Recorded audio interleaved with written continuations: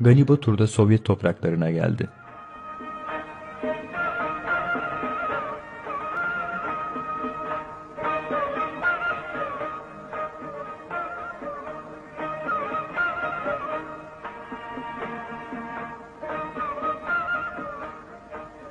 Ben özüm Şarkı Türkistan'da doğulgan.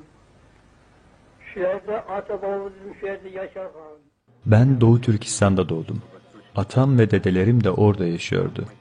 Ecdadımızın toprakları da orasıdır. Ben 2 yıl 8 ay Gomindan hapishanesinde yattım. O hapishaneden 3 gardiyan öldürüp onların silahlarını alıp dağa çıktım ve yeniden asker birliği kurdum. 3 askerini tutuyordu.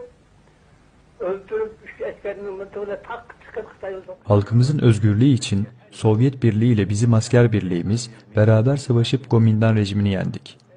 Aradan zaman geçti ve bizim vatanımız Çin istilası altında kaldı. Çin'in siyaseti değişmişti. Mao Zedong rejimi özgürlük mücadelesine katılanların peşine düştü. İşte o zaman ben de vatanımı bırakıp gitmeye mecbur kaldım. Hatırımız birden baltapkanı yeni çıktık. Şundan da geçseydik buraya kaldı çıktı. Gani Batur'u silah arkadaşları, müzisyenler, yazarlar ve nice ünlüler sık sık ziyaret ederdi. Bu durum Gani Batur'u çok sevindirirdi.